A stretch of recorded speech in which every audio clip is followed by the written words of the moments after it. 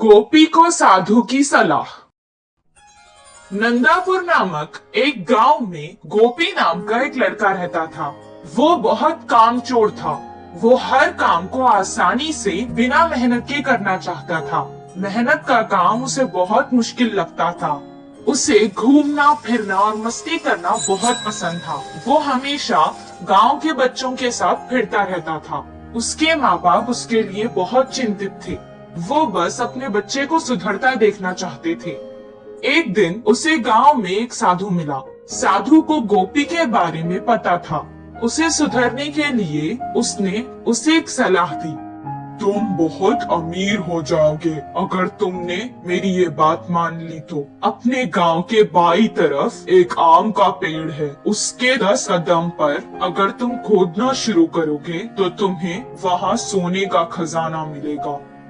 ये बात सुनकर पहले गोपी बहुत खुश हुआ, लेकिन मेहनत लगेगी सोचकर ये कहने लगा, आप इस खजाने के बारे में मुझे ही क्यों बता रहे हैं? आप खुद भी तो इसे लेकर अमीर हो सकते हैं। हम साधुओं को धन का लालच नहीं है, हम बस लोगों की मदद करते हैं। इतना कहकर वो वहाँ से चला गया। गोपी कहने लगा कि उस खजाने के लिए पता नहीं कितना खोदना पड़ेगा, और अगर इतनी मेहनत के बाद भी खजाना अगर नहीं मिला तो सब बेकार हो जाएगा। इतना कहकर वो भी वहाँ से चला गया। हर काम को वो ऐसे ही टाल देता था। कुछ दिन बाद गांव में पानी बंद हो गया। गांव वाले पानी की तलाश में हर कोशिश करने लगे। कितनी सारे कुएं खोदने के बाद भी उन्हें पानी नहीं मिला। उस समय गोपी को साधु की बात याद आ गई। मैं अगर इस बुरे समय में वो खजाना लेकर इस गांव से चला जाऊं तो आराम से रह सकता हूँ। वो सोचने लगा और वहाँ से फावड़ा लेकर आम के पेड़ के पास खोदने चला गया। कितना खोदने पर भी उसे खजाना नहीं मिला, लेकिन गांव की ऐसी हालत देखकर उसने खोदना बंद नहीं किया।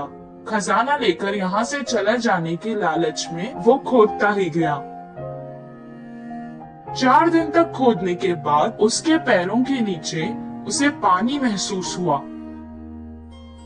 कुछ देर बाद उस घड़े में पानी भरने लगा। वो तुरंत उस घड़े से बाहर निकल गया। पानी कुएं की तरह उस घड़े में भर गया। इस बात का पता गांव में लगते ही सारे गांव वाले आकर उस कुएं को देखने लगे। गांव वालों की जान बचाने के लिए सबने उसे कुछ न कुछ उपहार भी दिया। मेहनत के बाद शाबाशी के साथ साथ उसे इनाम में मिला, जिससे वो बहुत खुश हुआ और इस दिन से वो मेहनत के काम करने लगा। गोपी के कुएं से उस गांव की परेशानी भी खत्म हो गई और सब खुशी खुशी रहने लगे।